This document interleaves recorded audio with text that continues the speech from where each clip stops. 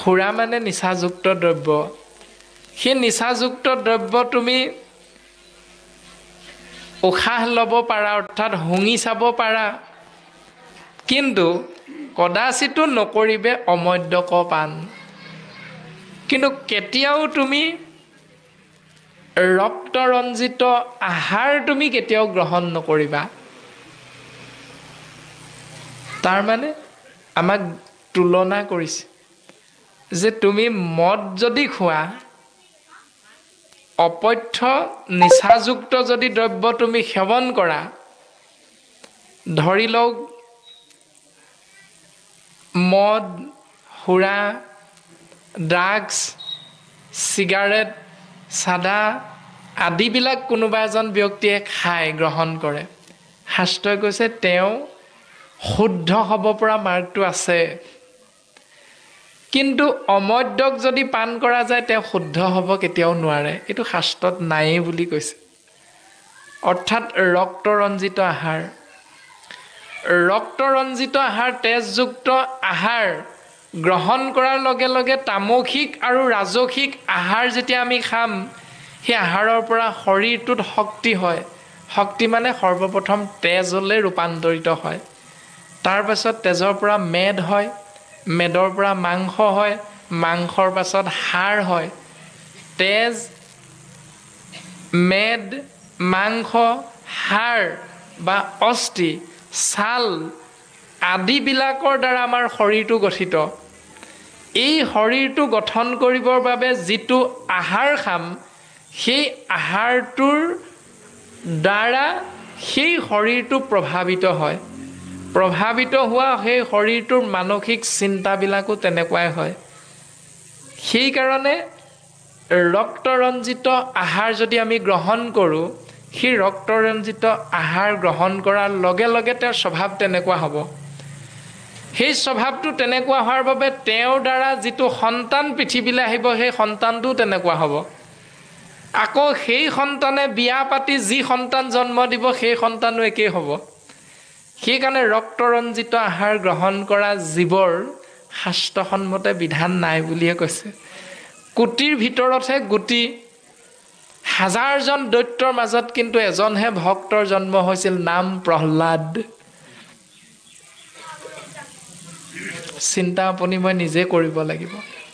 কিন্তু মদ অকণ খালে 10 মিনিট বা 2 ঘণ্টামানলৈকে নিচা অকণ থাকে, তাৰপাছত নিচাকণ গুচি যোৱাৰ পাছত সেই মানুহজনৰ আগৰ অৱস্থাটো আহি যায়।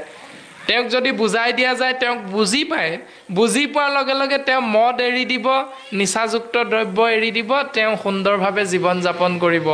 তেওঁ ওচৰ চুবুৰীয়া নিজৰ ইষ্ট মিত্ৰ কুটুম্বকো সেই উপদেশ দি সেই ব্যৱস্থাটো শুদ্ধ হ'ব পাৰে, সংস্কাৰ হ'ব পাৰে। কিন্তু ৰক্তৰঞ্জিত আহাৰ গ্ৰহণ কৰা সেই ব্যক্তিজন যিমানেই শৰণ নিদিয়ক, যিমানেই ঈশ্বৰৰ কথা নুশুনক, তেওঁ কিন্তু সহজতে সংস্কাৰমুখী হ'ব নোৱাৰে, শুদ্ধ হ'ব নোৱাৰে বুলি শাস্ত্ৰই সিদ্ধান্ত দিছে।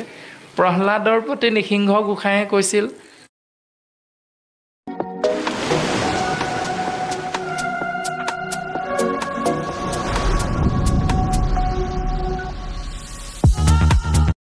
কৈছিল, যে তই বৈষ্ণৱ পুত্ৰ, সিংহ গোসাঁইয়ে কৈছিল যে তই বৈষ্ণৱ পুত্ৰ ভৈলি, যাৰ 21 পুৰুষ উদ্ধাৰ কৰিলি তাৰ।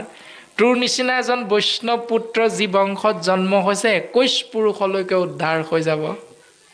তেনেকুৱা এজন বৈষ্ণৱ পুত্ৰ জন্ম দিয়াটো বিচাৰিম আমি সমস্ত জনাই, নে দুৰ্জন পুত্ৰৰ পিতৃ মাতৃ হোৱাটো আমি বিচাৰিম?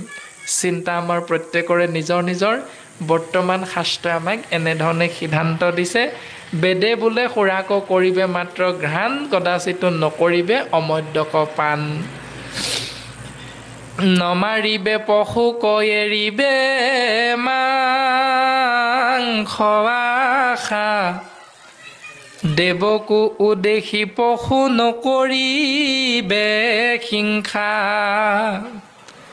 পশু পক্ষীবিলাকক নিজৰ কামনা বাসনা চৰিতাৰ্থ পূৰণ কৰিবলৈ গৈ লোভৰ বশৱৰ্তী হৈ বিনা কাৰণত মাংসৰ আশাত পশু পক্ষীবিলাকক হত্যা নকৰিবলৈ কৈছে। দেৱকো উদ্দেশী পশু নকৰিবে হিংসা। দুৰ্গা মা সন্তুষ্ট হওক, কালী গোসানী সন্তুষ্ট হওক, আদি সন্তুষ্ট হৈ আমাক কৃপা কৰক বুলি দেৱ দেৱতাৰ আগত বলিৰ পথা সজাই মহ, ছাগলী, হাঁহ, কুকুৰা আদিবিলাক নিৰীহ প্ৰাণীবিলাকক বলি দি হত্যা কৰাৰ পৰা আঁতৰি আহিবলৈ শাস্ত্ৰই আমাক সিদ্ধান্ত দিছে। দেৱকো উদ্দেশ্য পশু নকৰিবা হিংসা। দেৱতা সন্তুষ্ট হওক, মোক কৃপা কৰিব, মই কুকুৰা এটা বলি দি দিওঁ গোসানীৰ আগত। এইটো নকৰিবলৈ ভাগৱত শাস্ত্ৰই আমাক উপদেশ প্ৰদান কৰিছে। তাৰ পাছতো সেইটোৱে চলি আছে। কামাখ্যা ধামত অম্বুবাচী মেলাত কিমান মহ বলি হয় আপোনাৰভাৱে জানে। সেই মহ ইমানবিলাক বলি দিয়াৰ পাছতো অসমত হত্যা, ধৰ্ষণ, লুণ্ঠন এইবিলাক কমিছে নেকি? নাই কমা। যিজনে সেইটো আশ্ৰয় কৰিছে সেইজনৰ মৃত্যু বৰ সাংঘাতিক ধৰণে হয়। শাস্ত্ৰই আমাক খুব সুন্দৰভাৱে উপদেশ প্ৰদান কৰিছে। আৰু আপোনাৰ সৰ্বজানন্তা যিবিলাক মন্ত্ৰ উচ্চাৰণ কৰা যায়, সেই মন্ত্ৰবিলাক যদি কেনেবাকৈ অকণমান খেলি মেলি হৈ যায় তেতিয়া যাজকৰ মৃত্যু হ'ব পাৰে। শাস্ত্ৰৰ সিদ্ধান্ত। বৃত্ৰাসুৰৰ মৃত্যু হৈছিল ইন্দ্ৰৰ হাতত। এজন ঋষিৰ হাড়ৰ দ্বাৰা ইন্দ্ৰই যি বৰ্জ্য নিৰ্মাণ কৰিছিল, সেই বৰ্জ্যৰ দ্বাৰা বৃত্ৰাসুৰৰ নিধন হৈছিল। কিন্তু যজ্ঞটো কৰিছিলে বৃত্ৰাসুৰেহে। যজ্ঞ কৰিছিলে বৃত্ৰাসুৰে। বৃত্ৰাসুৰৰ শত্ৰু আছিল ইন্দ্ৰ। শত্ৰু নাশ হওক বুলি যজ্ঞ কৰিছে। আৰু ঋষিয়ে যজ্ঞকুণ্ডৰ সন্মুখত মন্ত্ৰ উচ্চাৰণ কৰিছে। মন্ত্ৰ উচ্চাৰণ কৰিব লাগিছিল, ইন্দ্ৰ শত্ৰু নিধন হওক, ইন্দ্ৰ শত্ৰু নিধন হওক। অৰ্থাৎ বৃত্ৰাসুৰৰ অৰ্থে যজ্ঞ কৰিছে। বৃত্ৰাসুৰ হ'ল সেৱকী। ঋষিমুনিয়ে মন্ত্ৰ উচ্চাৰণ কৰিছে, বৃত্ৰাসুৰৰ শত্ৰু নিধন হওক। বৃত্ৰাসুৰৰ শত্ৰু কোন? ইন্দ্ৰ। ইন্দ্ৰ শত্ৰু নিধন হওক, এই বুলি কৈছে। এই বুলি ক'ব লাগিছিল, কিন্তু এই বুলি নকৈ শব্দ অকণমান ফালৰি কাটি গ'ল। উচ্চাৰণ হ'ল কি বুলি? এটা ৰ লাগি গ'ল শব্দটোত। ইন্দ্ৰৰ শত্ৰু নিধন হওক। ইন্দ্ৰৰ শত্ৰু কোন? বৃত্ৰাসুৰ। বৃত্ৰাসুৰৰহে সেইকাৰণে মৃত্যু হৈছে, কাৰণ মন্ত্ৰ উচ্চাৰণ কৰোঁতে শব্দৰ তাৰতম্য ঘটিছে। গতিকে আমিও যদি তেনেধৰণে শব্দৰ উচ্চাৰণ ভুল হৈ যায়, ভকতে আশীৰ্বাদ দিওঁতে ভকতৰ প্ৰতি যদি আশীৰ্বাদত শব্দ উচ্চাৰণ ভুল হৈ যায়, তেতিয়া সেৱকীৰ অমংগল হ'ব পাৰে। কিন্তু এইটো কৰ্মমাৰ্গ আৰু জ্ঞান মাৰ্গ আশ্ৰয় কৰা ব্যৱস্থাটোৰ মাজতহে আছে। ভাগৱত ধৰ্ম ভক্তি পন্থৰ মাজত আকৌ এইটো নাই। ইয়াত যদি কিবা এটা শব্দ থাকিও যায়,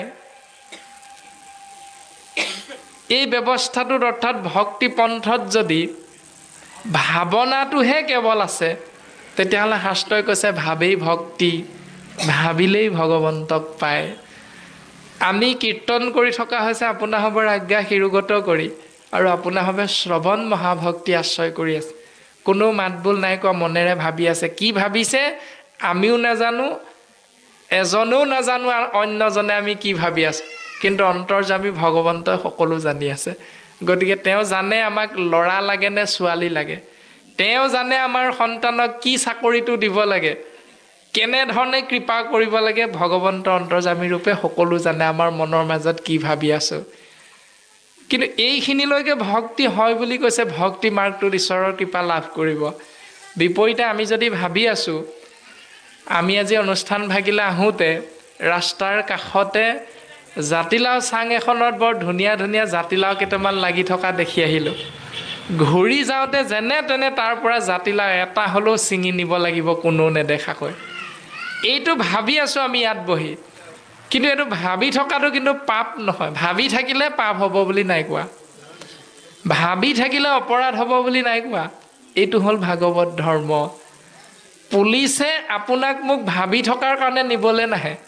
পুলিচে তেতিয়াহে আপোনাক মোক চোৰ বুলি সমাজেও মাৰকিল কৰিব যেতিয়া আপুনি মই জাতিলাওটো কাটি লোৱাটো আমাক বাকীসকলে দেখিব। অৰ্থাৎ ভাবি থকা চিন্তাটো যেতিয়া কাৰ্যত পৰিণত হ'ব তেতিয়াহে সি অপৰাধলৈ পৰিণত হ'ব। যেতিয়ালৈকে আমি ভাবি থাকিম তাক কৰ্মটো নকৰিম তেতিয়ালৈকে সি অপৰাধ নহয়। কিন্তু ঈশ্বৰৰ নাম আকৌ ভাবি থাকিলে ঈশ্বৰে কৃপা কৰে।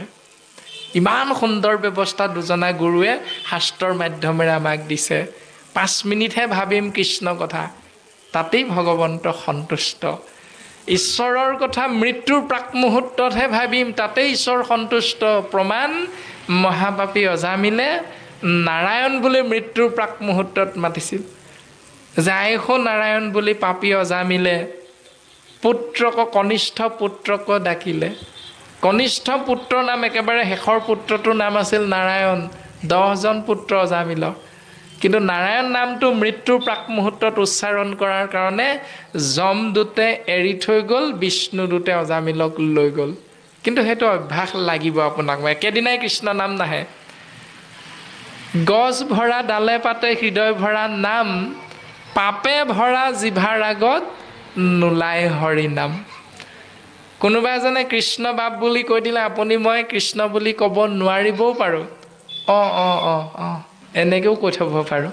কোনোবা এজনে কৃষ্ণ বাপ ভালে আছেনে? ভালেই দিয়া। তোমাৰ ভাল? বোলে প্ৰভুৰ কৃপাত আপোনাৰবৰ আশীৰ্বাদত ভালে আছোঁ দিয়ক। এজনে কৈছে তেনেকৈ, ইজনে কৈছে ভালে আছোঁ। তাৰমানে কি? আজুৰিলে নাম নাখে মুখত। আজুৰি থাকিলেও কৃষ্ণ নাম নাহে, কিয়নো তেওঁৰ সেইটো অভ্যাস নাই। জিভাত সদায় ৰক্ত ৰঞ্জিত নিচাযুক্ত দ্ৰব্য সেৱন কৰি থকাৰ কাৰণে অকণ অকণ পাপ জমা হৈ থকাৰ কাৰণে জিভাৰ আগত কৃষ্ণ নাম, হৰি বিষ্ণু জগত প্ৰসিদ্ধ নাম ভাবিলেও মুখেৰে ওলাই নাহে। বৰ্তমান পদে আমাক এনেধৰণে সিদ্ধান্তটো দিছে যে নামাৰিবে পশুক এৰিবে মাংস আশা। পশুবিলাকক বিনা কাৰণত নামাৰিবা, মাংসৰ আশাটো ত্যাগ কৰিবা, আৰু দেৱক উদ্দেশ্য কৰিতো পশু পক্ষীবিলাকক নিধন নকৰিবলৈ আমাক বৰ্তমান সিদ্ধান্ত দিলে। এই ৰামে ঋতু সময়ত স্ত্ৰীক কৰিবে আলাপ, তাত বাজে নাৰী গমনত সি যে পাপ। ঈশ্বৰৰ আজ্ঞা ইটো যত বেদবাক, হৰিত বিমুখ হবে নমানয় তাক। বেদকনো বুজি সুৰা পাৰে মানে পিয়ে, পাৰে মানে পশু মাৰি মাংস খায় জীবে।